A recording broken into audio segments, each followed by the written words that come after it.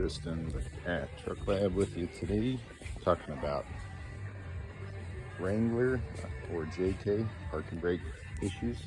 I have this set up. It's the old unit, just for demonstration purposes. The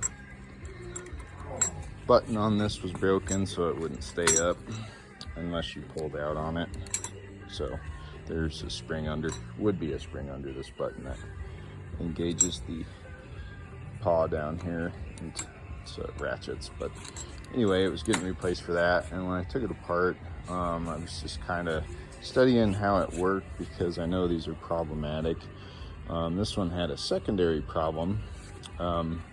This is a clutch, and it's basically a flat wound spring that grabs this barrel when there is tension on that spring.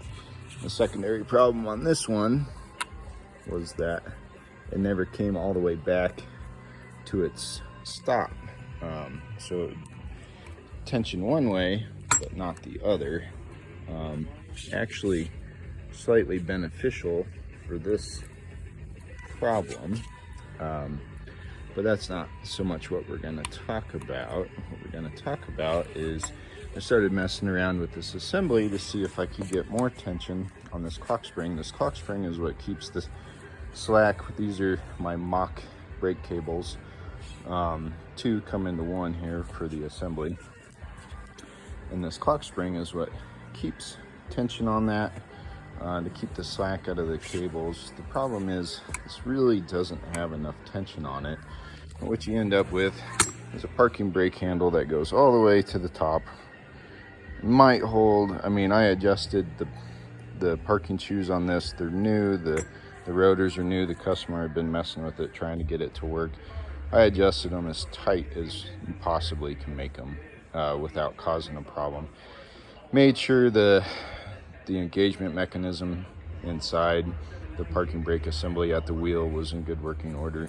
Everything's in good working order. This was getting a new handle anyway, and to my surprise, with the new park handle, it still worked barely. And it was all the way at the top, and it'd hold it fine in reverse, but if you were forward facing down a hill, it really didn't want to hold it. So started looking at ways to add tension. You know, I guess there's like the Aussie trick where you put some heavy springs on here and bring them up forward to help, you know, wind this.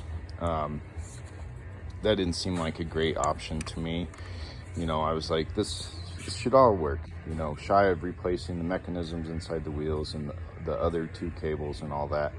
I was looking for an alternative solution for my customer. So I was studying this, and I saw, oh, that's an Allen, and it's kind of an eccentric bolt. So I thought maybe we can just add tension to the clock spring that way. And it turns out you can. Now I've kind of ruined this one because I've been messing with it so much. So you see it's no longer moving with it. It should, however, I'm gonna put the phone over here. We can get a little better view of what I'm doing.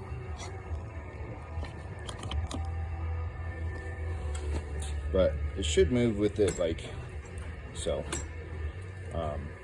And that's coming through the other side.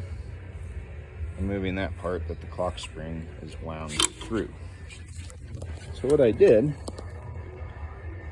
now you only really get one shot at this. Otherwise you'll end up with one that no longer grabs like this is. So make a mark on it, put an 8mm in there,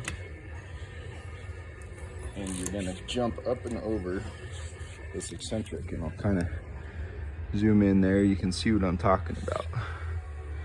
So it sits down in that spot, and this is why you only get one shot at it, because it rounds that off when you move it, which is fine because you're not going to be, the tension is not going to be in the forward motion, it's going to be in the backward motion. Now this one doesn't hold anymore because I moved it backwards for the sake of making this video. So you go around, and as you go around, you can see this clock spring getting tighter and tighter.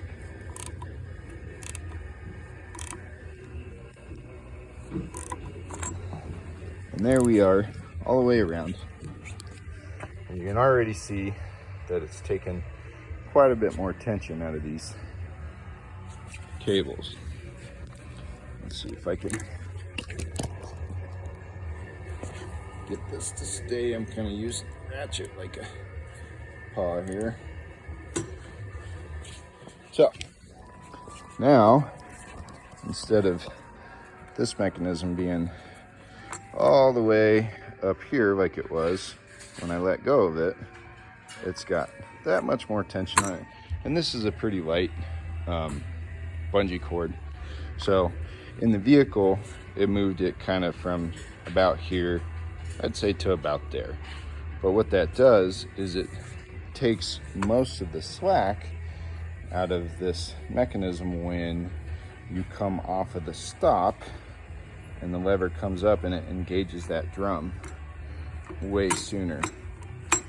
So I'll show you in the vehicle now how much better this parking brake is.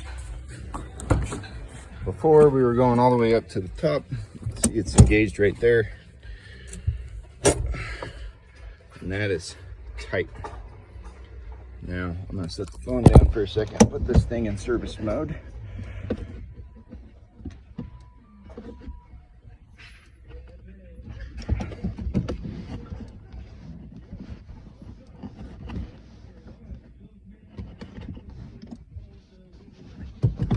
Just so you can see how far the handle does go up. So there's all the way up. Reset it a couple times, and that's tight.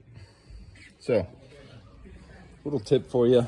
I don't know the longevity of this yet. I imagine it will be just fine for a long time, as long as you don't try to back it off like I did here, and you end up with this situation where it no longer grabs. So, presuming you never back it up, I think it'll work really good.